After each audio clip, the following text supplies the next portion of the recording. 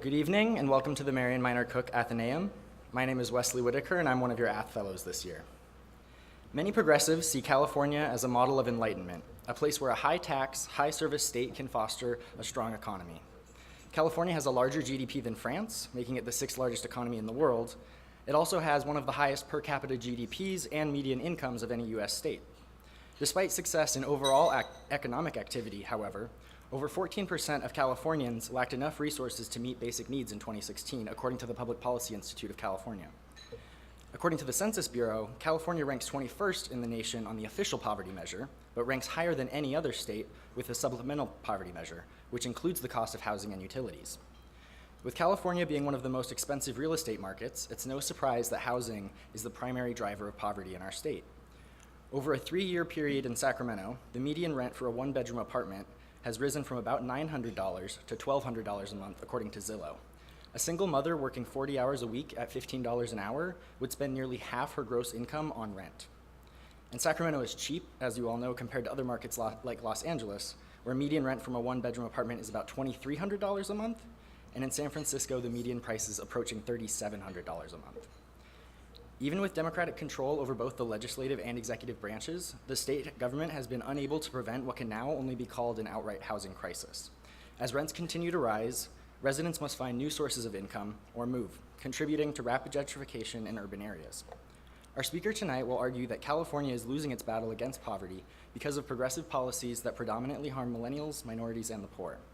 Joel Kotkin is the Presidential Fellow in Urban Futures at Chapman University, Executive Director of the Center for Opportunity Urbanism, and Senior Advisor to the Kem C. Gardner Policy Institute.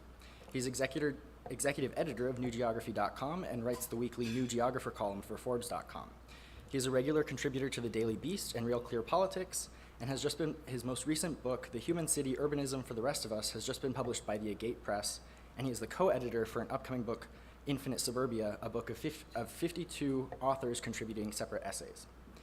Currently, Kotkin is coordinating major studies on Texas urbanism and reindustrialization of the American heartland, and is currently involved in a project about the future of Orange County. Mr. Kotkin's talk is sponsored by the Rose Institute of State and Local Government. As always, I must remind you that audio and visual recording is strictly prohibited. Please silence and put away your mobile devices at this time. And please join me in welcoming Joel Kotkin to the Athenaeum.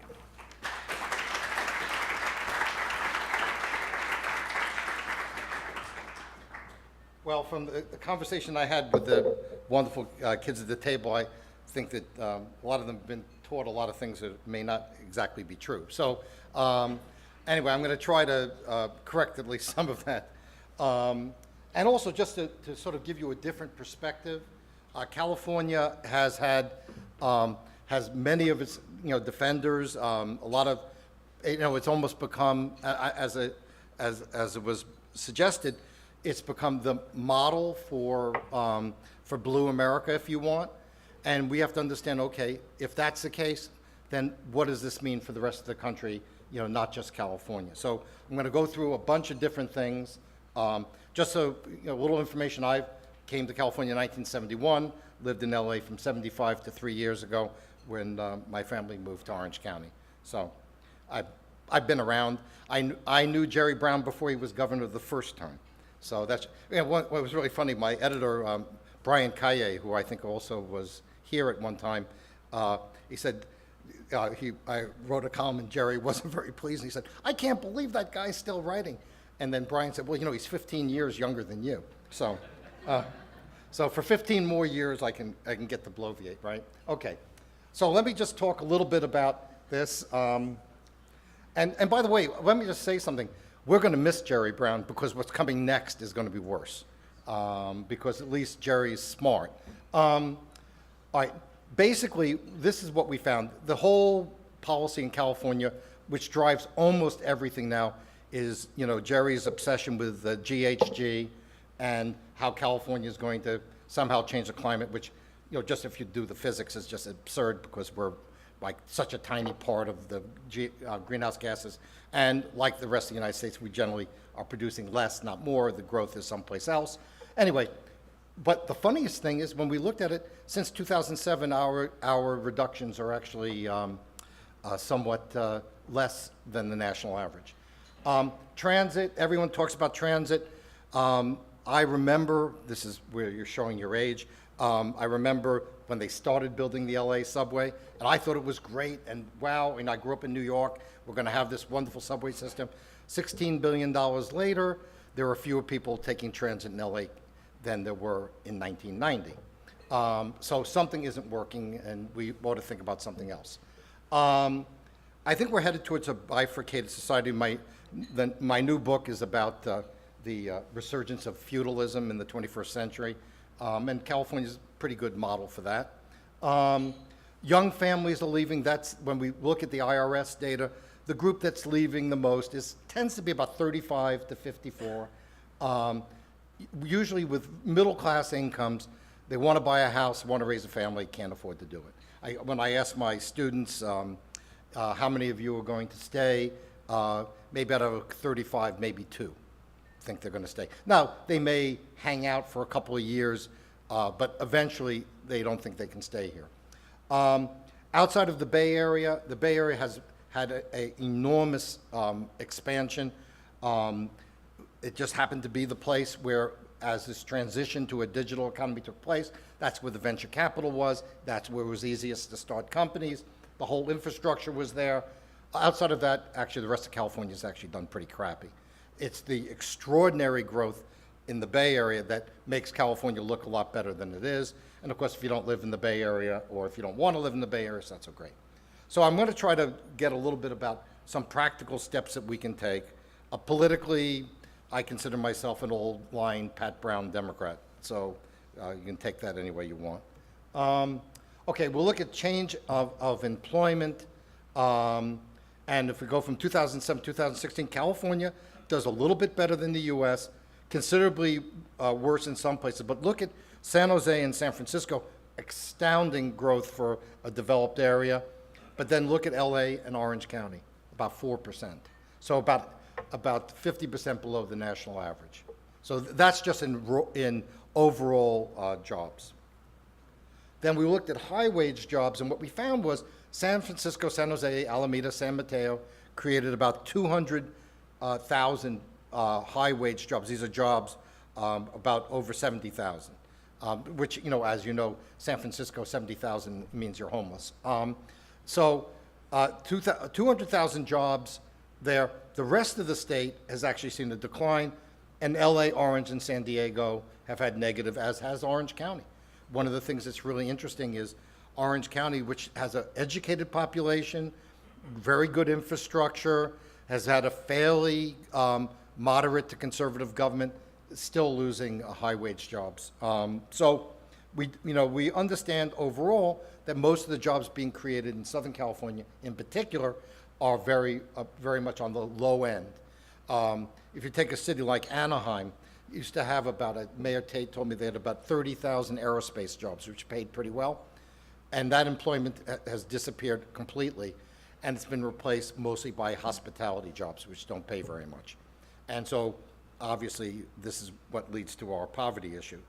Now, we take a look at STEM employment over 2006, 2016. Again, Bay Area does well, but a lot of the growth is now in Austin, Raleigh, Charlotte's does pretty well. But look at LA County and Orange County. LA has actually gone negative. And shocking as well, the Inland Empire has also gone negative. One of the hopes we had for the Inland Empire was, as middle-class families with educations moved east for the housing, that jobs that would employ them would move with them. This was John Using's theory for a very long time. It isn't happening. We're seeing actually high-wage jobs are not growing in the Inland Empire. And it's a real tragedy because it's the last place where middle-class people in California, in Southern California, could buy a house.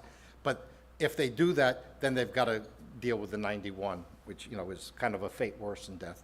Now, this is more important because it's a much bigger sector, professional and business services. Look at that Riverside San Bernardino number. We were so shocked by this. I take a very empirical view. So when I'm talking about things, I'm always asking, the economists or the demographers, okay, what do the numbers tell us? Orange County's had about 2% growth. which is about the national average in business professional services. We've been losing a little bit in tech, but as you can see, much more rapid growth, Dallas, Charlotte, Austin. San Francisco's done a little bit better than average, although there are pretty strong signs the Bay Area boom is sort of flattening out. I don't know if it will decline, but there are some signs of that as well, and we can discuss that later. But again, I'm particularly shocked by the Riverside San Bernardino numbers, because you would have thought that that would not be taking place, and that's very concerning. In manufacturing, yes, it is a small part of the economy, but it is very critical entry-level way of immigrants and people with high school educations to make decent amount of money. The price of energy in California is, well, it was about 80% above the national average. And for a lot of manufacturing, you just can't do it here. And that has had an effect on the job picture. So our jobs since the recession, since 2010, slight increase, much below the national average, and LA has been negative. And I really cut my teeth as a writer, writing about the great immigration wave of the 70s and 80s. And one of the great stories there was LA had this incredible industrial economy, which gave upward mobility opportunities for literally millions of people. That's pretty much come to an end. You're just not, those kind of jobs are pretty well disappearing. And generally speaking, we're going through a period in the United States where actually the industrial economy, particularly in the last year, has really taken off. I think it can take off a lot more, and it's probably not going to happen here. Now let's deal with housing. We have had, really for quite a long time, a very, what we would call restrictive housing policy. Very hard to build here. Constant problems with getting something passed, regulatory issues, CEQA issues. I can go into this, but let's just say, talk to any developer, say it's not an easy place to work. So what we tend to see is, because our housing prices, our median multiples are so high, that when there's a recession, we get clobbered. For instance, a median multiple, okay, is basically the relationship of the housing price to median family income. And in most of the country, it's about 2, 3, 4 is a bit high. In California, it's about 8. In some of the markets we'll see, it's up to 10. And what we're seeing is, when the housing market goes down, because prices are so inflated and because people are so heavily leveraged, we get the big drop. So you see that enormous drop we had in the housing crash. And in places like Texas, they had some of it, but nothing remotely like this, because again, they have what we call liberal housing regulation, which is they basically market driven. You can build density, you can build single family, you build to the market, and if you lose, you lose. But it's a very different dynamic. So if we look at housing affordability, again, California, Hawaii is more expensive. And of course, one of the things we're fearful about for Orange County in particular, because it is such a nice place to live, is that we will become Hawaii, that we'll become a place of rich people and their servants. Very rapid aging, which maybe we'll discuss a little bit later. So then you can see where we are with the other states. But the real issue, I think, is metropolitan. And we look at house increases relative to income increases. And again, you can see LA, San Jose, San Francisco, San Diego, San Bernardino, not quite as bad, Sacramento, not quite as bad. But as you can see, in other areas, that relationship has not been as heavily skewed. So even though housing prices have risen in Dallas and Houston, the incomes have held up well enough that the differential is not quite as great. And that really, as the speaker said earlier, is what drives our poverty rate. So you can have numbers that, if you put them in isolation, look good. When you apply them to people, they're not so great. Rental affordability is a huge issue. As you can see, how much rental affordability has gotten much worse. Spending more than 30% of your income is sort of what you don't want. That's about the limit. LA, we're up to about 45% of income being paid for rent. I mean, you have literally people who, think about this. You never save to buy a house. You can't do something with your kids. You can't put them in a private school. All those sorts of problems. You can see San Francisco. So it's not just housing prices; it's also rents that have gone up, and this has really killed the middle and working class in California. It also affects migration. So what we do is we look at the relationship between affordability and severely affordable. The seriously unaffordable areas have been losing people. And by the way, this trend seems to be accelerating. What we're finding now in the most recent numbers is the migration into the Bay Area has dropped pretty dramatically. New York City was growing at about 5 times the rate it is now. Again, it's a matter of cost, and the Xers and older millennials who got in 10 years ago may be okay. The new people really don't have much of a chance at all. So if we take a look at the migration by state, you can see, now we're not the worst. New York does worse than us. We've had a drop. There was a period it's really interesting, there was a period in around 2007, 2008, 2010, when prices dropped here, and actually the out-migration dropped as well. But as you can see, it started to pick up again. Again, New York has done worse, but you can see where California is. Illinois is obviously more of a basket case than we are, and you can see that they haven't done too well. And again, the migration, the net migration has been strongest to places like Florida and Texas, although increasingly we're seeing it more with places like Tennessee and North Carolina. So we look at net domestic migration. That's not immigration, that's domestic migration.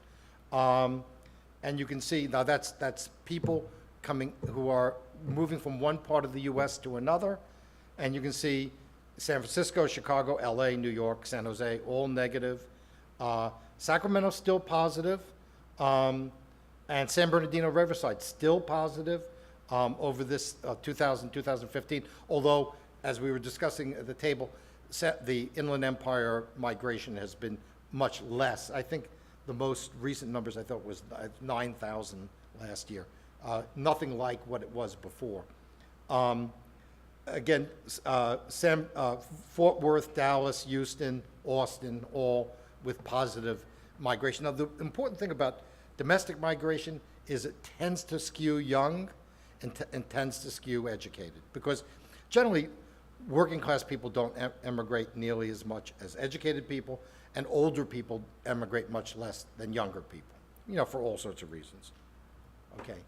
Now, we look at the Bay Area, where they've had this phenomenal boom, and we're just starting to see this drop. And again, I think this is housing prices. I also think there's kind of a, some sort of, version, some sort of message going on, some sort of, that younger people are beginning to say, I really can't do that. And of course, there's a class element here, because a phenomenal percentage of the people, for instance, who buy houses in New York or in Orange County, LA, when you talk to the real estate agents, the parents are doing the down payments. I mean, I have a friend in the Flatbush section of Brooklyn, which is where my family is from, and nobody buys a house on their own anymore. I mean, so what you're also seeing is class migration. In other words, certain places like San Francisco, like New York, to some extent LA is more mixed, is the children of the wealthy. Simon Cooper at the Guardian said that New York and London were places where the 1% marry each other. Because only certain kinds of people. My older daughter lives in Tucson. I said, I'll help you with your rent in Tucson, but if you move to San Francisco, forget about it, as we would say in Brooklyn. So anyway, this is sort of interesting.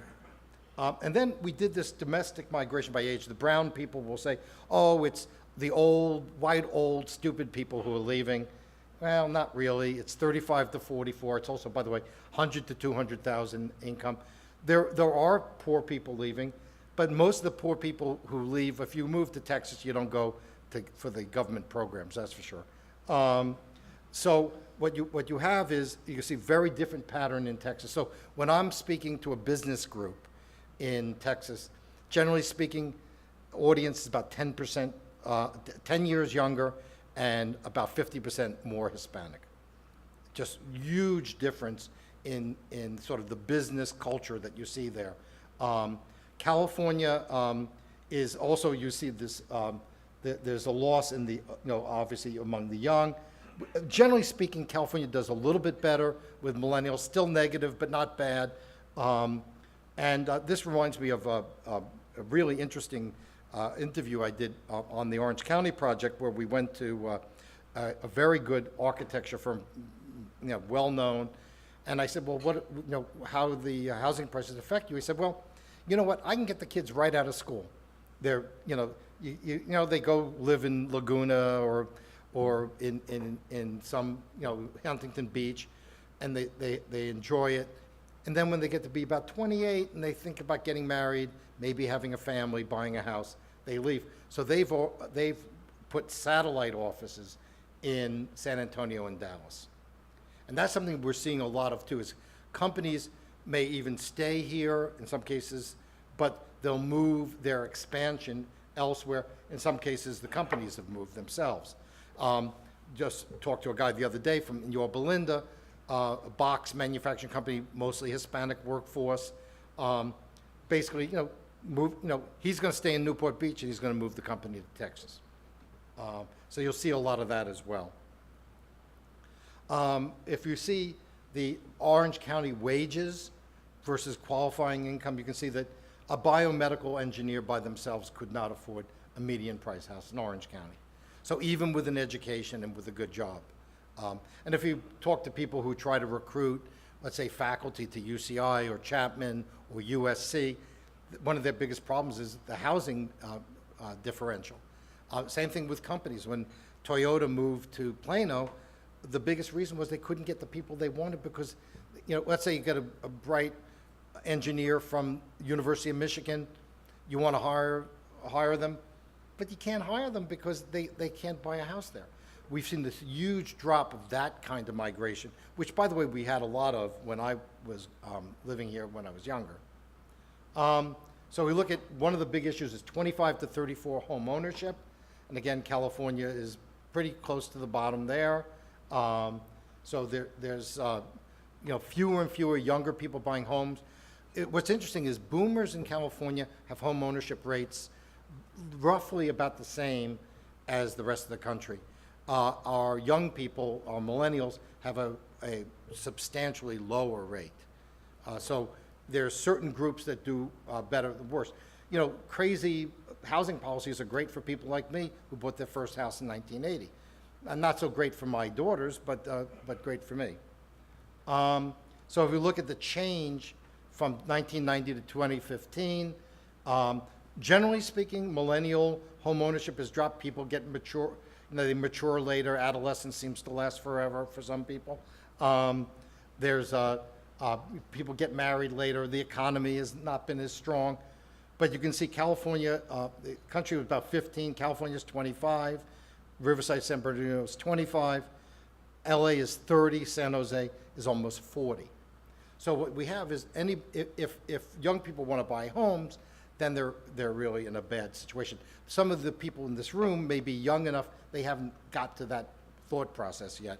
They will eventually. As I said to the kids at the table, I said, well, let's have this conversation in 10 years if I'm still around, and you may think differently. We look at millennial population. Nationally increased about 10%. San Bernardino, Riverside is the one place, oddly enough, where there's been a big growth, and I think that's because people had children here and the children have stayed. But you can see Austin, Charlotte, Dallas, you can see Orange County and LA have had very small millennial growth, well below the national average. So has San Jose. San Francisco's done a little bit better, not great.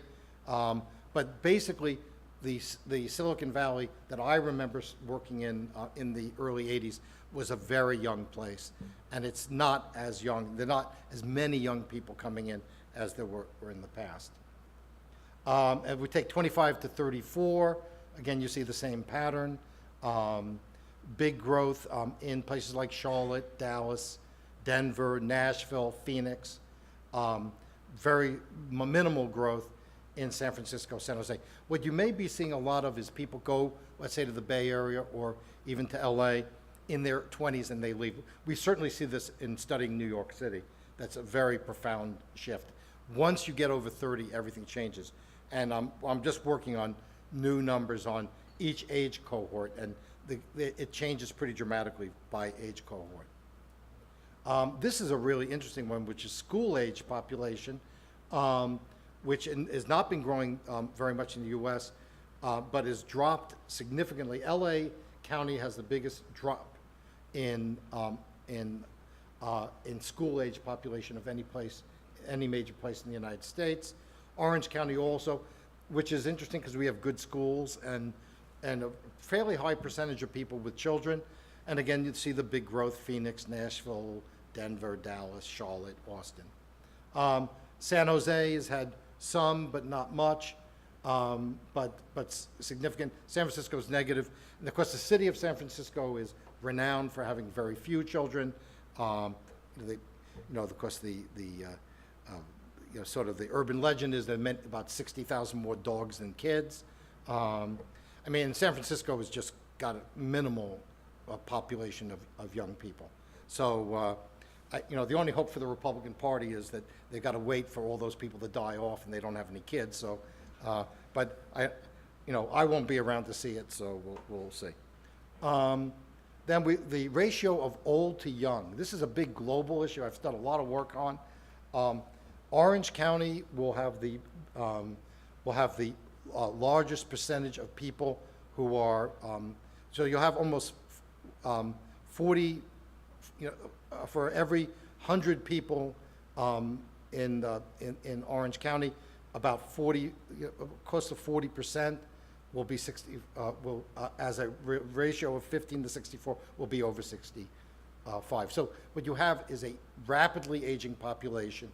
So, if you're going to invest in Orange County and parts of coastal California in particular, you want to do nursing homes, funeral parlors, health care, physical therapy, which we have at Chapman, which is doing great.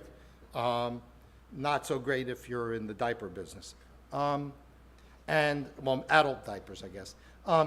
Then housing affordability by ethnicity. This is very important. One of the biggest differences we see now is these high housing prices are particularly tough on minorities. And by that, I'm really not talking about the Asian population, which skews actually a bit wealthier than the white population, but among the African American and Hispanic populations. Hispanic home ownership rates in Houston and Dallas are about 10-15% higher than they are in LA and the Bay Area. By the way, same thing's true of Boston and several other markets.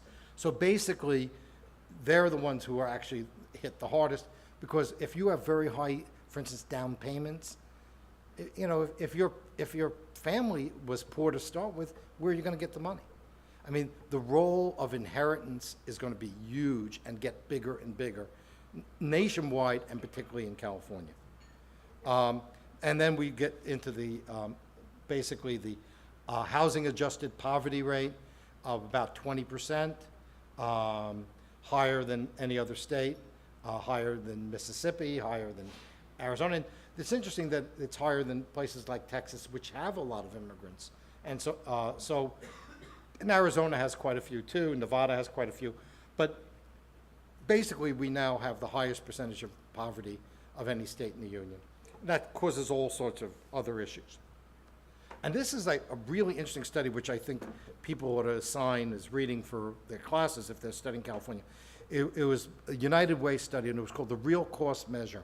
And what they said is, if you take a family of 4, how many people are just getting by? And as you can see, huge parts of of Southern California, greater LA, it's about 35%. So 1 out of every 3 people in LA are basically a paycheck from poverty. Okay, that's what you see. And then you can see in certain areas, now again, we're looking largely in Orange County. Santa Ana, neighborhoods 58%, 55%. So it's very concentrated as well. You have much higher poverty rates there than, let's say, what you would have in Irvine. But basically, we're seeing large parts of Anaheim have become very poor. And this 35% number is really relevant because it really tells you how people are actually living day to day. And then you get overcrowding. Lots of reasons for the overcrowding. Obviously, high rents is one of the reasons why there's overcrowding. You also have the phenomena here in California of many older people who are staying in their houses because of Prop 13 and they're not paying much in property tax. So there's no reason, and where are you going to go for better weather, right? Hawaii. So we see very high levels of overcrowding, all sorts of negative effects of overcrowding on schooling, on behavior. We could get into that. There's a lot of information here. But again, lots of overcrowded conditions.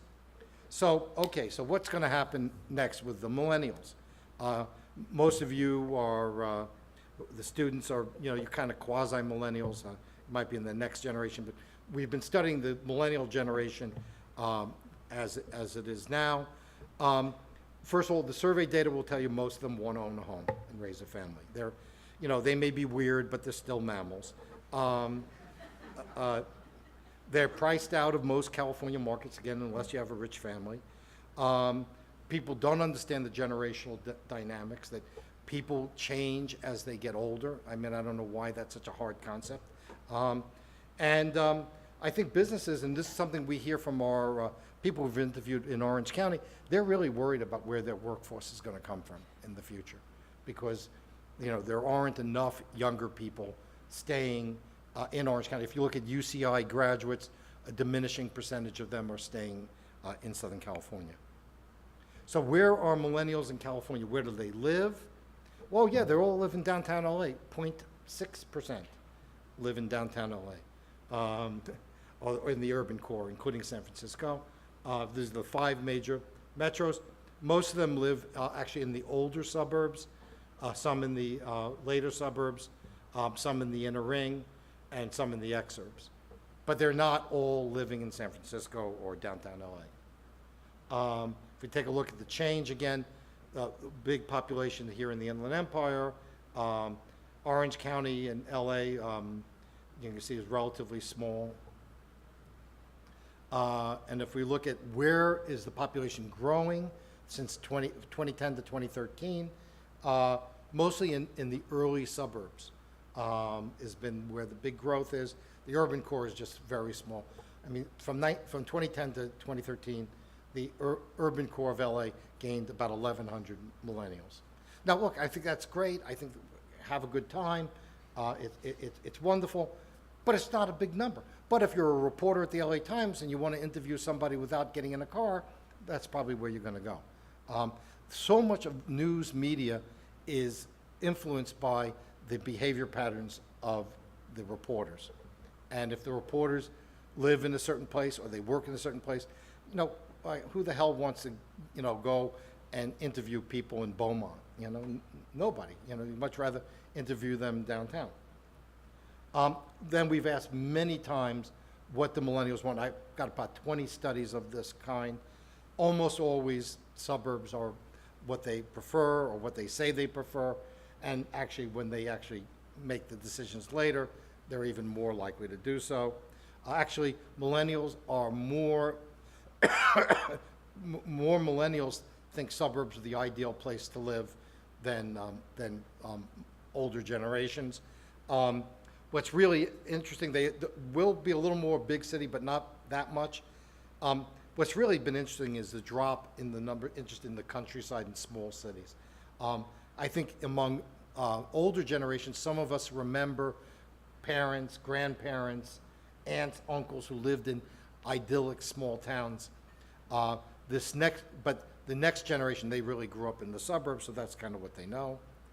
Do they want to own a home? This has always been, oh, millennials, they've transcended home ownership. They don't want to own a home. Well, that's actually kind of crap. Again, Merrill Lynch did this, and they basically, 21 plus millennials, mostly about 81% say they want to own a home. Now, it's not as high as the silent generation, which is the one before the boomers, somewhat less than the boomers, but still pretty significant. Do they want to have kids? I think we will have fewer people having children. I don't think it necessarily would be by choice. I think a lot of people are going to have that choice. I remember doing interviews in a project I was doing in New York, and people said, I got a choice. I can live in New York or I can have kids. I can't really do both, or it's very difficult. Most of them will marry, most of them will have kids, but we will have a significant population, 20, 30%, who never have kids. In Asian countries, some of it, they're moving towards 50%, and there are all sorts of long-term implications of that. Now, what's going to happen over time is this last era was very dominated by younger millennials because they were the children of the boomers. There were lots of boomers. The boomers were the children of the people who came back from after World War II, and they'd been staring at other men for the last 4 years and got inspired. Anyway, the women had been staying at home or working in factories, or my mother was a nurse in the Army. And what's happened is, after about 2017, the 28 to 35 group began to become bigger than the 20 to 27 group. And by the way, that will continue. This next generation will be somewhat smaller than the millennials because the Xers were smaller than the boomers. So for the foreseeable future, we're going to have continued growth of this population. That is exactly the population that tends to want to have kids, tends to want to buy a house. And that's going to have all sorts of implications. And as people get older, they tend to prefer to live outside of the urban core, or urban neighborhoods, which can, in this definition, would be some of the inner ring suburbs. Big drop. It hits a peak about 25 to 29, and then drops like a rock. Again, it's pushed out a little further than it used to because people are getting married late, they're wasting time going to school, they're doing all sorts of things. They're launching later, but they're eventually going to launch in most cases. And then you start to get a little bit of an uptick in people in their 70s as they have to be closer to their doctors. House purchases, though, what are people buying? It's like when you play basketball, you watch people's feet. Where are they going? So we said, well, what are they buying? They're putting the money down. About 81% are buying detached houses. So that tells you something about what they want. Now, again, you can say, well, don't people want to live in San Francisco? Sure. They can't afford to live in San Francisco, or if they live in San Francisco, they're making a sacrifice of probably not having a family and living in a very small space. And some people will make that choice, 10, 15, maybe 20%. Most people won't. So where do we go with this on the policy side? This is the group that runs California now.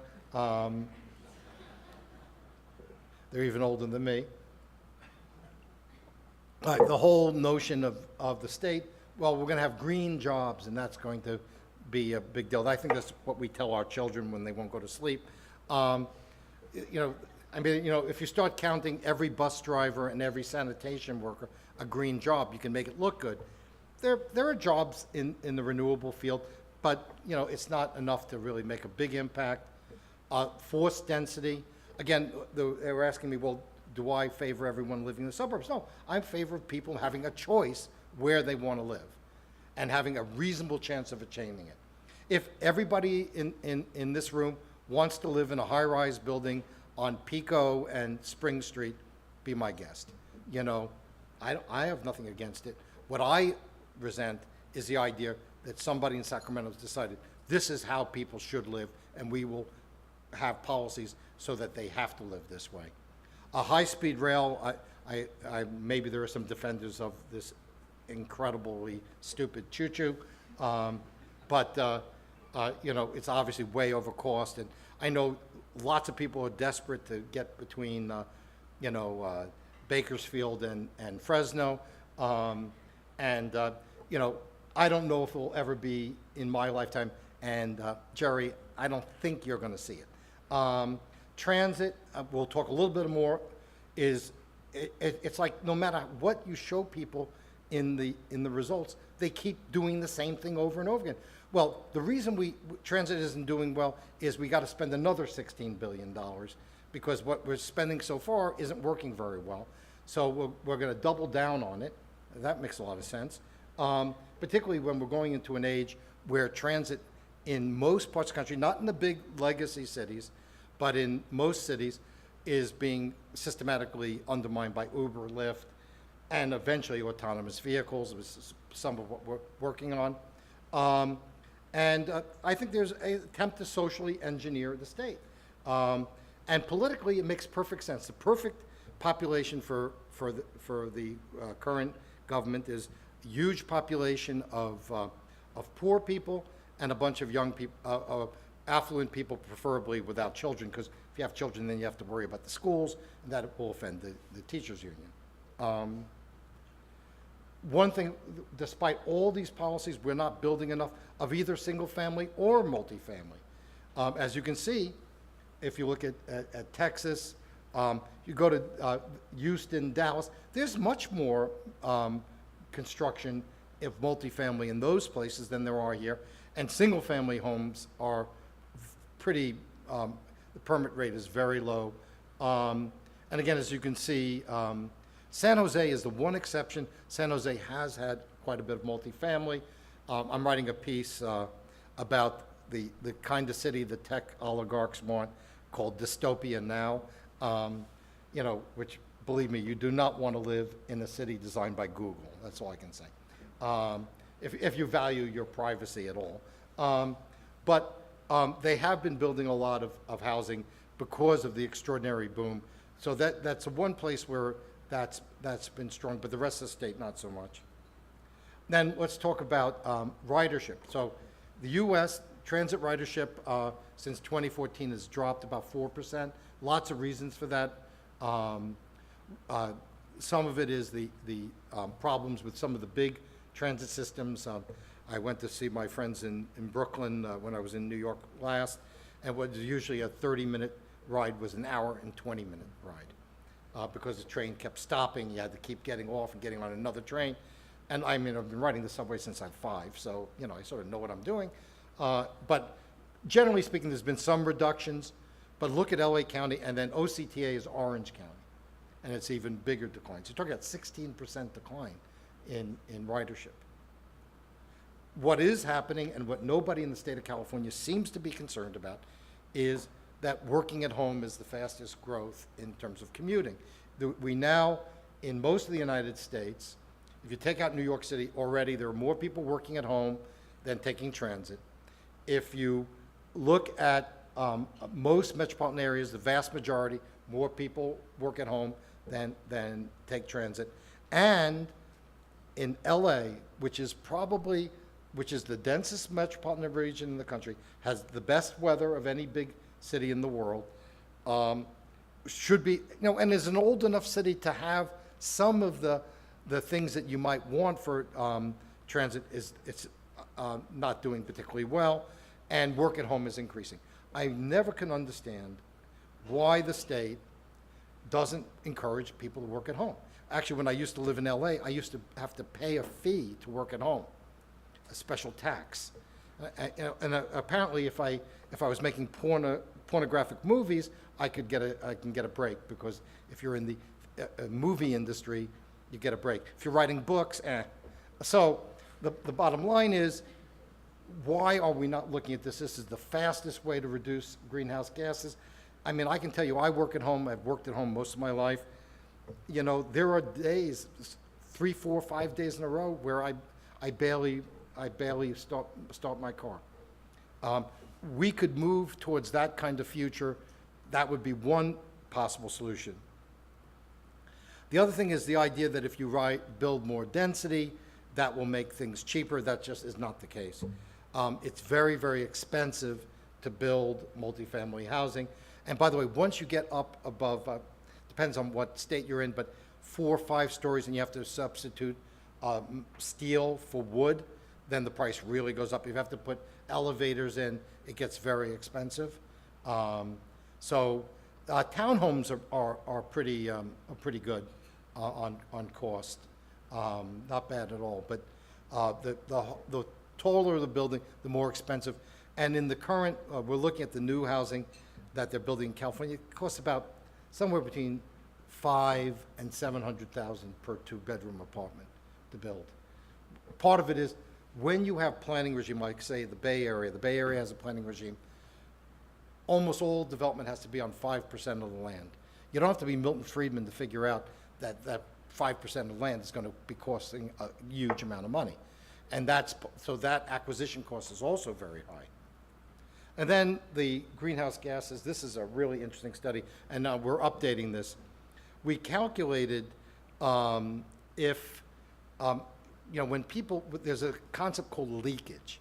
In other words, when somebody leaves California and they move, let's say to Texas, they're still emitting carbon, actually emitting about twice as much per capita, mainly because of climate. The California climate's milder. If you live in Houston or you live in San Francisco, I can tell you there's a big difference in your air conditioning bills.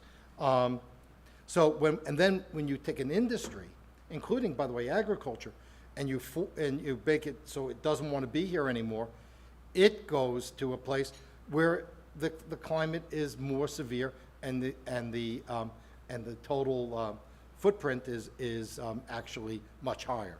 So basically, whatever we're gaining by these regulations, we're actually losing. Again, if you're not just concerned with showing how noble you are by reducing your emissions. But here's the funniest thing. This just came to me from the Energy Information Administration. Since 2007, 2015, with all this hysteria, California ranks 35th in its reductions in greenhouse gases. So I think there are lots of different causes here, but the reality is we're not outperforming, much of anyone, but we're causing a lot of pain in the process, which I guess some people enjoy. Do we have any land left? That's another one. Oh yeah, well, as you can see, about 25% farmland, about 5% urban. We're actually, and this is true in the country, we're losing more land out of agriculture than we're putting into urban, just because efficiencies in agriculture. In some cases, there's no water available, or in some cases, the land has salinity issues, or simply not effective. So, like for instance, in places like New England, the forests are probably at the highest level they've been in a century because nobody wants to farm that rocky soil anymore. And when you go into in parts of California, those more marginal agricultural areas are actually diminishing. Where are the solutions? I just want to go very quickly onto that. I know I'm going a ways here. One, I think there are several great opportunities. One of them is taking advantage of what's happening with retail.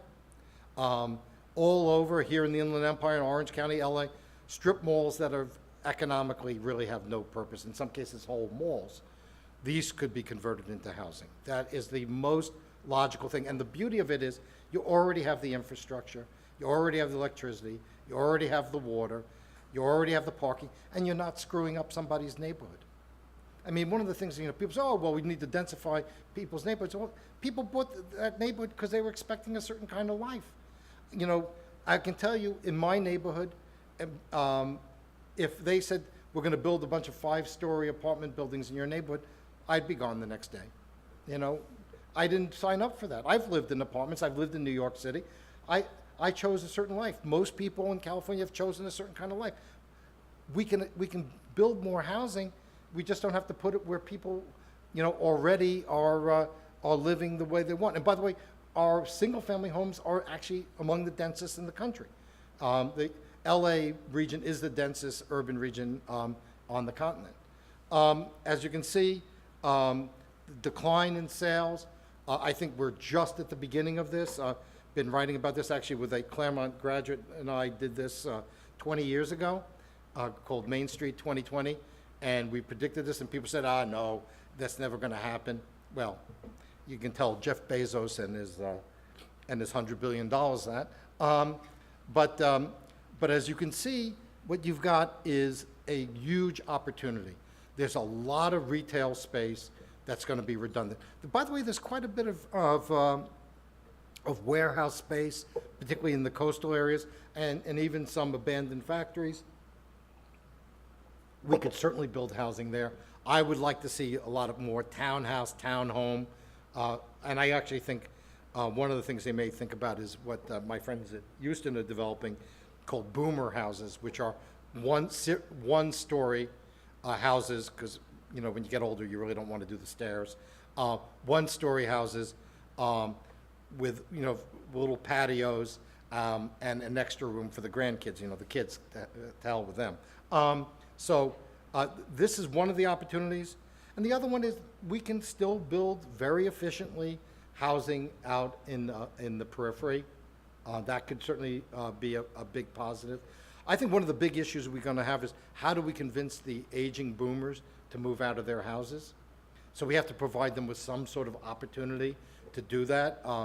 I think that we could do that with what I'm talking about in the strip malls. I don't think they want to live in big multifamily buildings. Actually, all the survey research will tell you they don't.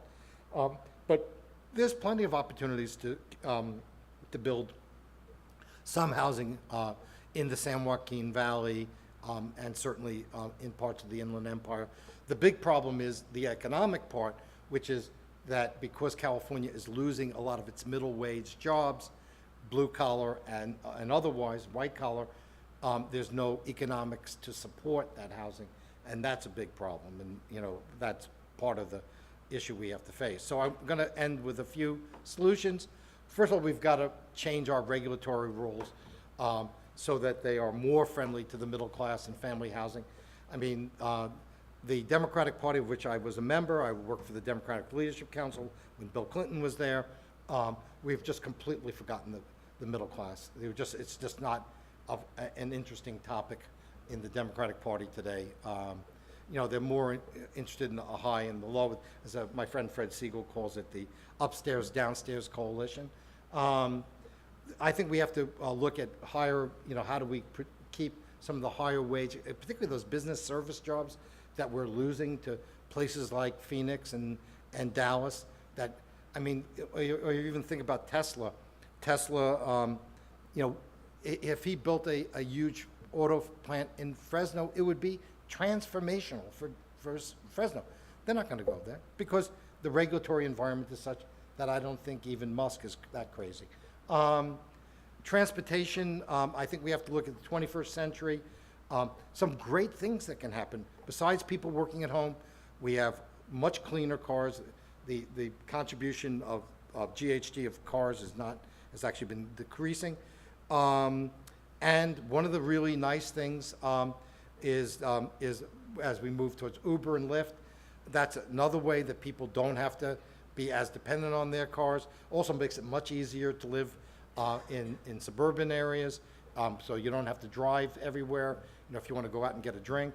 And of course, long-term autonomous vehicles. Autonomous vehicles, everything that we are seeing on that is just going to change everything. By the way, it's going to make the suburbs much nicer. Think about suburbs without garages. That's really where we're headed. People I'm working with at MIT, that's a lot of what we're working on. What would a suburb look like if we had autonomous vehicles that we called when we wanted them? It'd be pretty interesting. And in the plans that we're working on, eventually, because solar isn't that effective now, we could eventually have them in solar sheds, and so they wouldn't have any GHG at all. So this is the direction we should be going in. Trying to recreate the 19th century choo-choo is kind of stupid. And then in terms of GHG policy in general, I'm fine with staying with sort of with the national, even the Paris Accords, but California's trying to keep re-upping it, and it's sort of a weird kind of passion play that's going on. We're so interested in showing our virtue, we don't care if we're virtuous and hurting our own people. So anyway, I'm sure I offended enough people. Do we have some time for questions?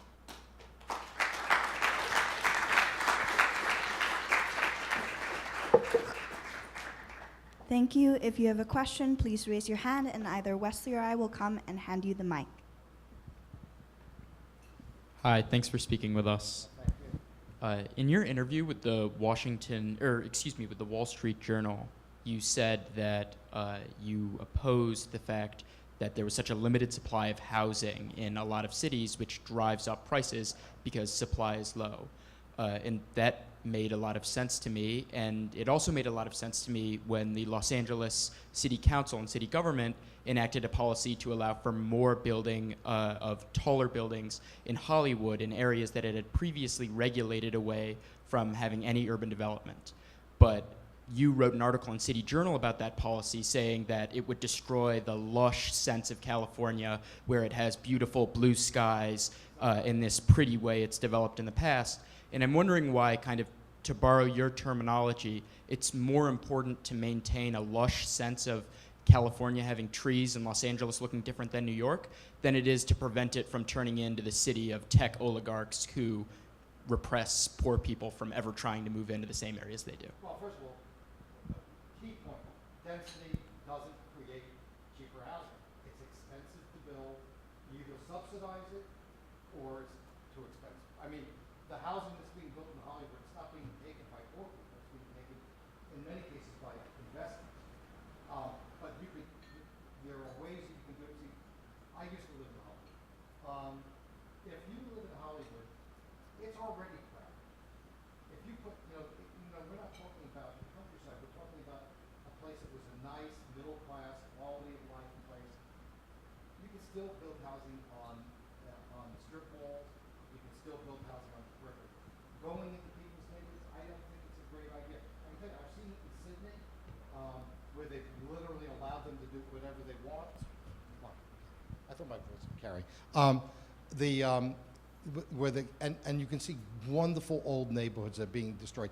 I have to say to all of you who are under 25, wait 10 years, and you start looking for your house, and you see what you want. And I don't think what you want is to live in an area where there's all this high density around you. And so my concern is that we're going to be telling people that if they want to live in California, in most California, you do it in your 20s, maybe if you can afford it. But there are lots of ways to build housing. You can repurpose space that could be converted to housing. You could, and you could build some new housing as well. You can do both. California's, people say, oh, this crush of people. LA's population growth is half the national average. California's growth rate is now below the national average in terms of population. So it's not like we're accommodating an enormous number of people. So, but the idea of taking those precious neighborhoods that we have, by the way, and I'm sympathetic to people in San Francisco. I live in I buy a house in Noe Valley. I've been there for 30 years, and some guy wants to build, 5, 10-story apartment buildings. It's not Noe Valley anymore. It's not what you signed up for. It's not where you want to live. Now, there's going to be change over time. Do you want that kind of change? I think people want to protect at least certain aspects of how they live.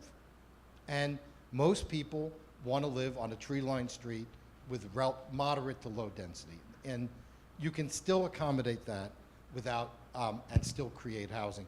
And by the way, there's a really interesting civil rights issue.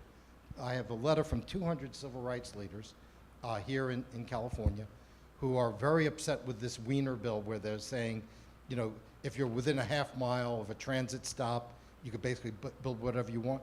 Because they say, what neighborhoods are going to be the first to go? They're going to be our neighborhoods because the housing's cheaper. See, right now, let's say if you're in Koreatown or in East LA, you're in an older house, it's relatively cheap. Maybe the owner has had it for 40 years, maybe you own it, you can afford to be there. The moment you get big Wall Street developers in there, the prices are going to go through the roof. By the way, that's happened in Koreatown already, and it's starting to happen in East LA. But we're just at the beginning of study on this right now, so I'll know more in about 6 months. Hi, thank you so much for your talk. So I've taken a lot of economics classes and have been well warned about data taken out of context. So a couple of the things that really struck me during your talk was data that was missing a little bit. So in particular, the commuting graph of showing people in transit versus people who stay at home. At most, it only showed 10% of the market share. Where people want to live, you separated people who want to live in small cities and people who want to live in large cities, where when those numbers were combined, it was almost the same number as the people who want to live in suburbs. But most of all, I was really confused about why you kept pointing out Orange County. I really don't understand what about that county makes it such a valuable benchmark or something that people should really be comparing to. Well, first of all, Orange County is that's where I'm doing my studies. Nobody's, so I have the best data for Orange County. So, and it's a good, it's, outside of the Bay Area, it's the most prosperous county in California. So it has a lot of characteristics. By the way, the demographics of Orange County are about the same as Santa Clara, very similar demographics. That was just one survey on the preference. Other surveys actually are much more this way. This was a preference survey as opposed to what people do, but the most recent numbers, about 15–20% want to live in the city. And remember, you're asking somebody in their 20s, and no offense, when you're in your 30s, you're going to give me a different answer 9 times out of 10. Unless you have enough money to not have to worry about the cost issue. In terms of transit, those are the census numbers on the number of people who take transit. Well, what I was saying is, transit now carries less people in LA than people who work at home. It just seems to me, in the information age, why we wouldn't encourage people to work at home. I just don't understand why we would want to do that, and why in the city of LA they actually taxed me extra because I worked at home. Would it have been better if I drove to Century City and went to an office? Would that be better for the environment? I don't think so. So the vast majority, by the way, get around individuals in their cars with one person. That's by far the biggest group. But I was just trying to show that transit is certainly not working in Southern California. I mean, I don't know how you make that argument. And actually, a friend of mine was just at the MTA meeting, and even Garcetti is getting this through his head, that maybe we ought to think about some other approaches. By the way, there are lots of other interesting ways of doing it. One thing is private bus lines, which is something we're working on in Houston, where, let's say you'd have a private bus that would go from, let's say, Riverside to Century City, and it would go certain times during the day. That's one of the solutions people are talking about. Of course, once you get to autonomous, then the whole game changes. So I hope that answered your questions.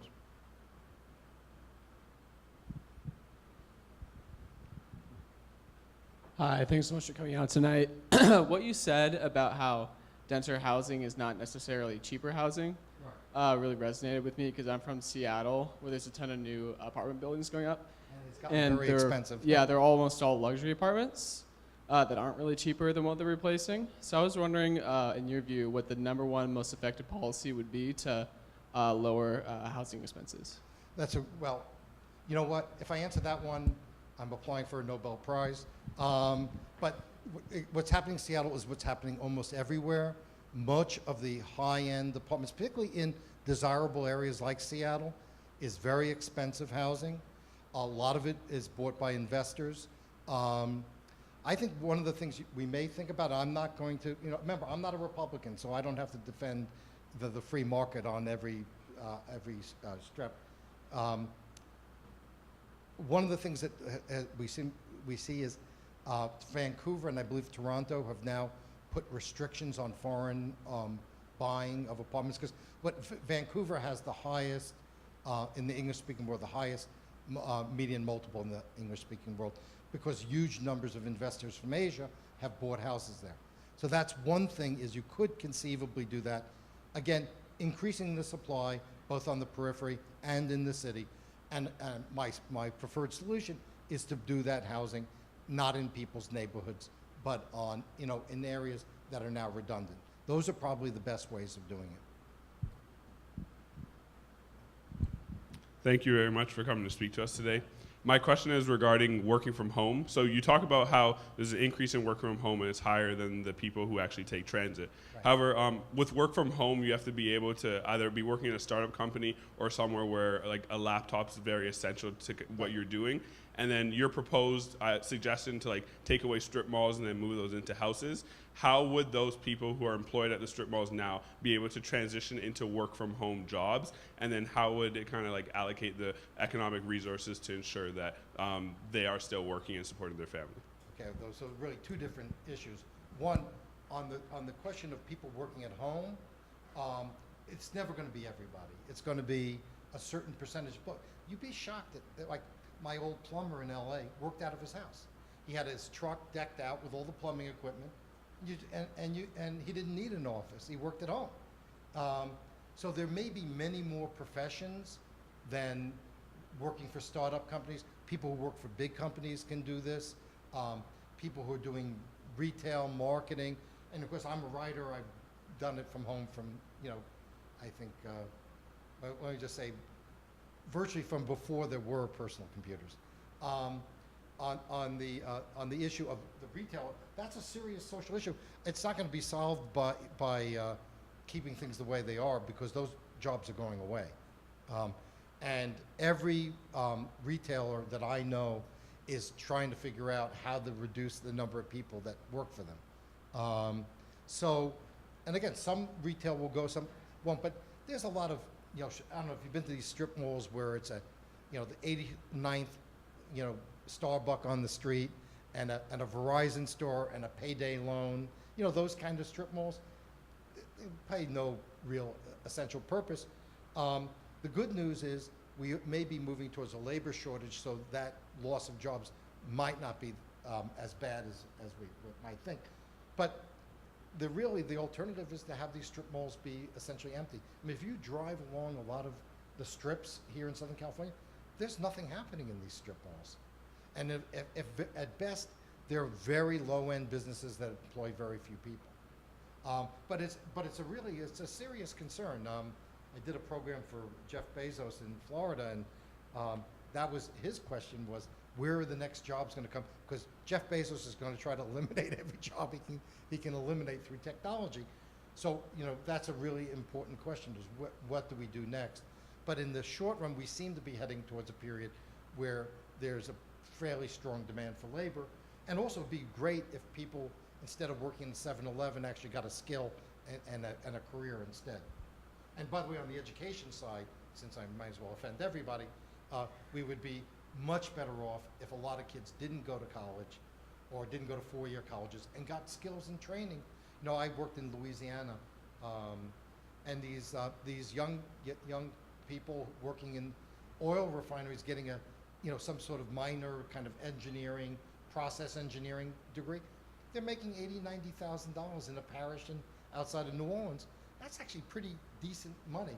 So we ought to be rethinking education in a lot of ways too. But you didn't ask me to come here to talk about that. But I think one of the things is what worries me is we will have this huge population of contingent workers who can barely make ends meet. There's a term that's being used called the precariat, Precariat, and the precariat is the new proletariat. It's the Uber driver, it's the guy who works at Starbucks and 20 hours a week. They work, but they don't really work enough to really make a decent living.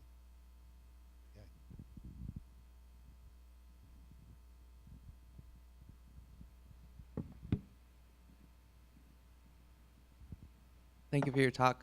I was wondering if you could give examples of metropolitan areas, particularly international, that you believe have done a good job of adopting inclusive growth strategies or fighting the tech oligarchy, and then talk about what particular characteristics of those cities have led them to adopt those strategies.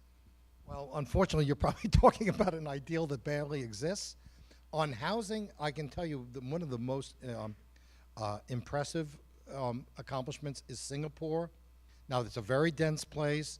You know, they obviously don't have any suburbs unless they invade southern Malaysia.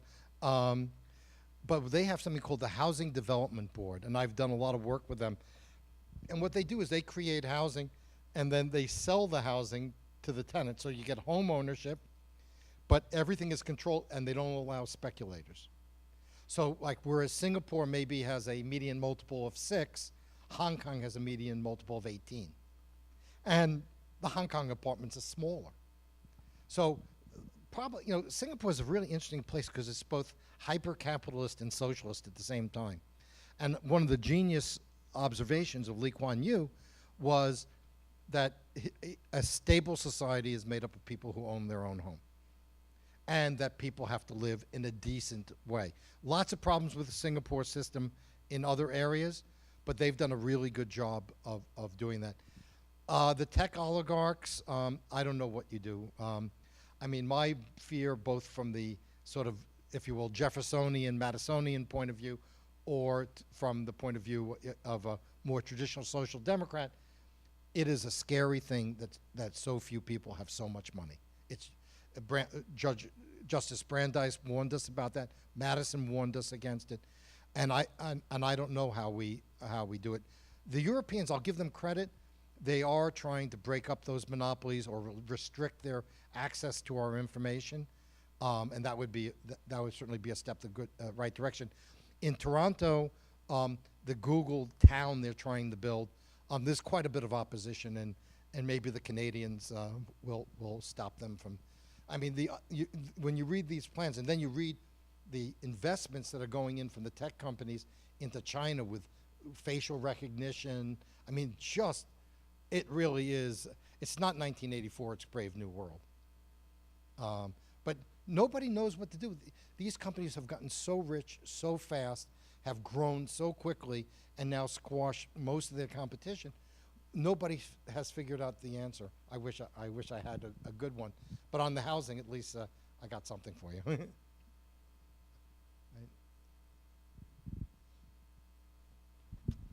Thanks for being here. I'm curious what your maybe 5 and 10 year prediction would be for the local home building, single family construction would be, and what would be your biggest fear as to what would kill it? Well, I think in many ways, as the charts show, it's kind of being strangled. I mean, it's much less than it probably should be. I don't really know. I think it's going to continue to be really rough. I think there's going to be an attempt to get people to spend much more money for much less space. If you go down to Irvine or Tustin, to where Five Points is, those places look to me more like townhouses in Brooklyn than they look like single-family houses. One big problem in those houses is because land is so expensive that they're 2-3 stories, and yet you've got an aging population that really wants single stories. So I see a lot of problems for the single-family home market, and because I don't know, whether you're a developer or not, but the BIA, the Building Industry Association, and all the businesses basically thought that they could cut deals, and we kept telling them, you don't know, you have to look, what is their goal? Is their goal to have more single-family homes, just do it in a better way? They don't want single-family homes.